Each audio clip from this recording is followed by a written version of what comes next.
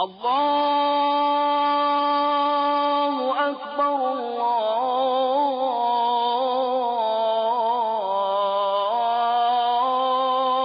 الله أكبر. أعوذ بالله السميع العليم من الشيطان الرجيم. بسم الله الرحمن الرحيم. Il est celui qui aime. Il est celui qui aime au-delà de tout. Il est El-Wadoud.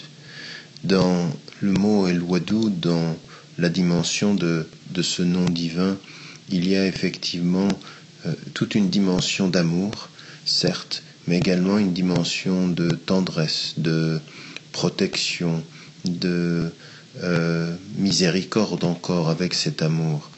Il est El-Wadoud. Dieu, dans sa présence avec les êtres humains, dans son accompagnement au jour le jour, est celui qui aime, celui qui l'aime. Il est celui qui aime, celui qui s'approche de lui. Il est celui qui parle de ceux qui se sont approchés le plus de... Il les appelle el awliya, c'est-à-dire ceux qui sont ses amis, ceux qui sont porteurs de cet amour, de l'amitié spirituelle, de la fusion spirituelle et du rapprochement. Et donc, dans ce cheminement vers le divin, dans cette volonté de s'approcher de lui, il y a toujours cette idée qu'il faut comprendre l'essence même de la présence divine, qui est amour, qui est ouverture de la miséricorde, qui est une relation d'amour fondamental, et qui demande à celui qui veut s'approcher du divin, et en particulier pendant le mois du Ramadan, de faire en sorte de travailler sur son cœur pour que celui-ci s'emplisse davantage de tendresse, davantage d'amour et de compassion. Finalement, dans le rapprochement qu'il y a avec le Très-Haut, qui est le tout amour, il y a cette idée de travailler spirituellement sur son cœur pour lui donner la possibilité d'accéder à plus d'amour, à plus de compassion, à plus de miséricorde, à moins de jugement. Et au moment où nous jeûnons, il faut faire de ce jeûne un jeûne qui travaille non pas simplement sur le corps qui a faim ou le corps qui a soif, mais le cœur qui doit être aussi assoiffé de cet amour-là, qui doit rechercher cet amour.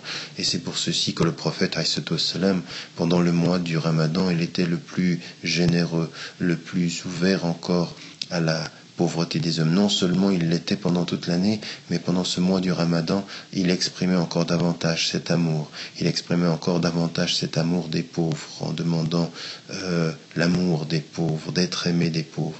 Et au moment où nous jeûnons, c'est finalement cette expérience spirituelle que nous devons retenir, de plus de sourire, plus de tendresse, plus d'affection, plus de reconnaissance humaine, moins de jugement, moins de rejet.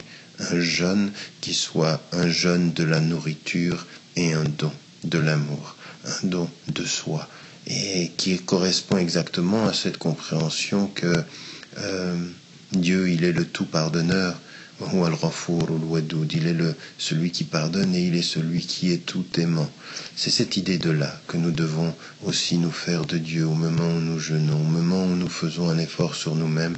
C'est de savoir que non seulement sa connaissance dépasse toute chose dans sa compassion, mais que son amour est celui qui nous accueille toujours, si même au cœur de nos familles, au cœur des gens que nous aimons, il y avait de la dispute et du rejet, il est celui qui nous donnera la protection de l'amour, non pas pour que nous nous coupions des gens que nous aimons, mais pour que nous y revenions, parce qu'en trouvant en lui la confiance et la paix de celui qui nous accueille, il faut retourner frapper à la porte de ceux qui parfois ont fermé leur porte, de ceux qui parfois, ou à ceux à qui parfois nous avons fermé notre porte.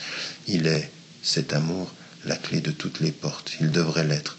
Et si aujourd'hui, à l'heure où vous entendez cette chronique, il est un homme, il est une femme, il est un parent, il est un enfant, vis-à-vis duquel une porte est fermée, que la notion et la méditation même sur le nom d'El-Wadoud vous donnent la possibilité d'aller frapper à la porte, d'essayer de l'ouvrir et de faire en sorte que ce mois de jeûne soit un mois où les portes s'ouvrent parce que jeûner avec le corps, c'est plus d'amour avec le cœur. Que Dieu nous aide.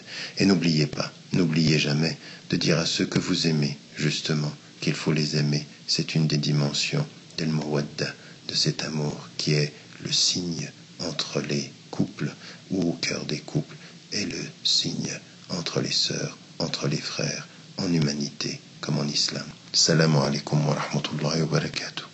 Allahu Akbar, Allahu Akbar. La